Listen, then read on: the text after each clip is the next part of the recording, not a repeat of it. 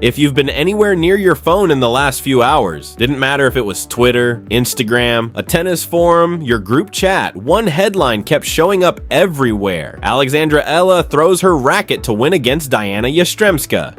And yeah, the whole world lost its mind, but here's the thing, that headline, it's just the trailer. The actual movie, the 2 hours and 43 minutes that led to that racket leaving her hand, was so much richer, so much more layered than any viral clip can tell you. And that's exactly why we're here today, because this match didn't just deserve a highlight reel, it deserved a full autopsy, so welcome. I'm Alex, and today we are going deep. Let me paint the picture for you. It's Saturday, March 7th, 2026. Indian Wells, California. The BNP Paribas Open, what most of us in the tennis world proudly call the 5th Grand Slam. The Coachella Valley is baking under the desert sun. The hard courts are fast and unforgiving, and the draw is loaded. This isn't just a tournament, this is a proving ground.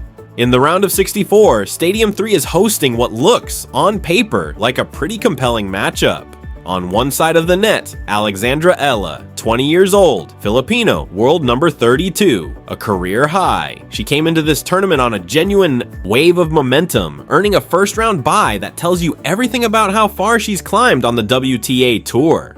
She walked onto that court carrying her own ambitions, sure, but also the weight of an entire nation's expectations. That's not a small thing. Across the net, Dayana Yastremska, 25, Ukrainian, former top 25, Grand Slam semi-finalist.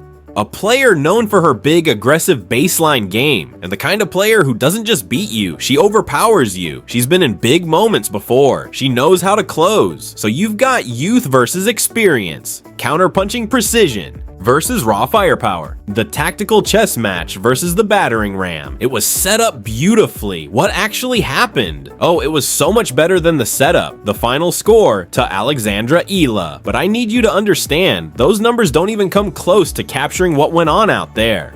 This was a war, a grinding, nerve-shredding, emotionally exhausting war that swung back and forth like a pendulum in a hurricane. Let's start with the tactical story, because this is where Eala's brilliance really lives. Yastremska is a first-strike tennis player. Her game plan is simple and brutally effective. She wants to dictate from the baseline, hit heavy from both wings, and finish points quickly before you have time to breathe. Her first serve is a weapon. When it's working, she can make the court feel very small, very fast. But here's the vulnerability, and Eala identified it immediately. The second serve. Yastremska's second ball has spin, but it doesn't have the same venom as the first. And Eala, she exploited that without mercy. Instead of sitting back behind the baseline and looping the ball back into play like most players would, she stepped in, early, aggressive. She was taking balls on the rise, cutting off angles and redirecting them right back at pace before Yastremska could even think about setting up her next shot. It wasn't just returning, it was attacking. From the very first point, that strategy set the tone for the entire first set. Eala jumped out to a 5-3 lead, constantly making Yastremska uncomfortable on serve. But here's where you have to respect Yastremska. She's a veteran. She didn't panic, she clawed it back, leveled the set, put the pressure right back on the young Filipina.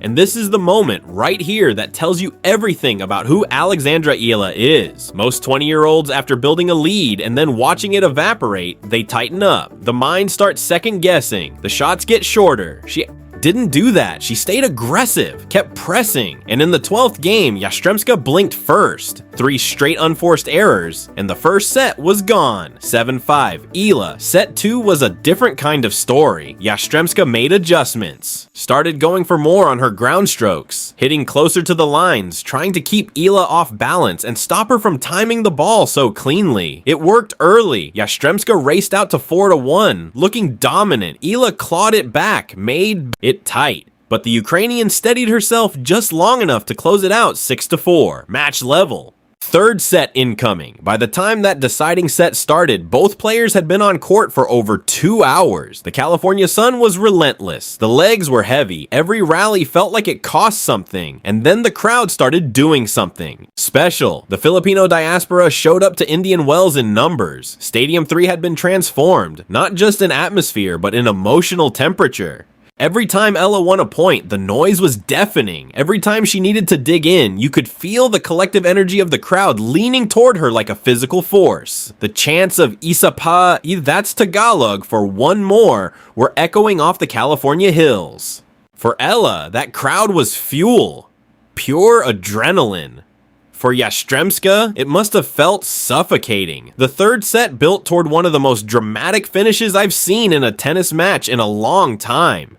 Yastremska managed to break serve and take a 5-4 lead. She was serving for the match, 2 points from the round of 32. The whole stadium went eerily quiet between her ball tosses, that specific kind of silence that only happens when everyone is holding their breath at the same time.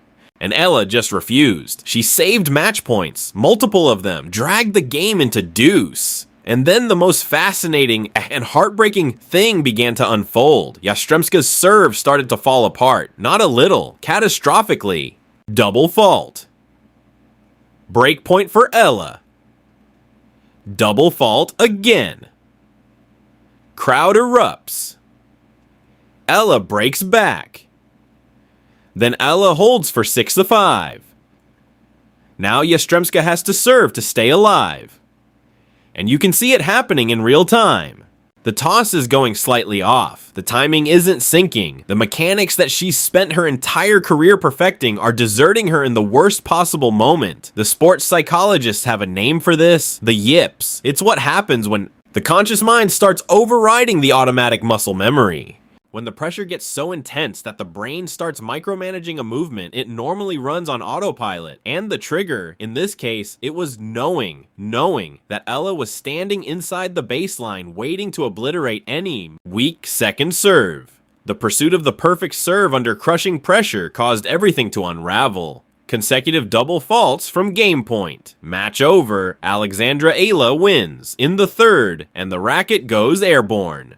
I want to be clear about that racket toss because I've seen some people miscategorize it. That wasn't anger. That wasn't frustration. That was a 20-year-old woman releasing nearly 3 hours of accumulated tension in one involuntary, completely human moment. It was exhaustion and relief and disbelief and triumph all colliding at once and escaping through her arm. It was one of the most authentic sporting moments I've seen this year. And then, and this is the part that I think deserves just as much attention as the viral clip, Dayana Yastremska walked to the net. She had just endured one of the most brutal, publicly witnessed serving collapses of her career, in front of thousands of people who were cheering against her, and she walked over and hugged that young Filipina with genuine warmth. A veteran acknowledging that she and a rising star had just co-authored something special together, something that will be talked about for years. That hug grounded the entire viral moment in something real, in something human, in the mutual respect of two competitors who had pushed each other to the absolute limit. That's the part the algorithm doesn't capture, but it might be the most important part of the whole story. So where does this leave us? What comes next? For Eala, the reward for surviving that marathon is a round of 32 date with world number 4. Coco Gauff. The American swept her own match in straight sets, which means she's fresh, she's sharp, and she'll be playing in front of a home crowd. It's also a rematch. Gauff beat Ella in the Dubai quarterfinals just last month. But here's the fascinating thing. Gauff has her own second serve vulnerabilities. If Ella can recover physically, and that's a big if after today, she'll run the exact same playbook, step in, attack early, take time away. The question isn't tactical. We know the tactic works. The question is whether her legs can hold up, whether her mind can reset after one of the most draining matches of her career. And on top of that, Eala is also competing in the doubles draw alongside American teenager Iva Jovic, opening against a dangerous Baptiste and Ostapenko combo. She's not just managing a singles run, she's playing deep into multiple draws simultaneously. That workload at 20 years old, it's genuinely remarkable. Let me bring it home. What we witnessed today at Indian Wells was the reason tennis does this to us. There's no team to hide behind on that court. When the nerves hit and the crowd turns and your body is running on empty, there is nowhere to go but inward. You have to find something in yourself. Today, Alexandra Eala found it. She looked match point in the eye, not once, several times, and refused to accept the outcome that the scoreboard was trying to hand her. That is not just good tennis. That is the hallmark of a future champion. And Dayana Yastremska, despite the heartbreak, carried herself with grace. She played her part in something extraordinary. The hug at the net was the perfect final frame. Matches like this are why we do this, why we watch, why we analyze, why we come back every single time. Alright, I want to hear from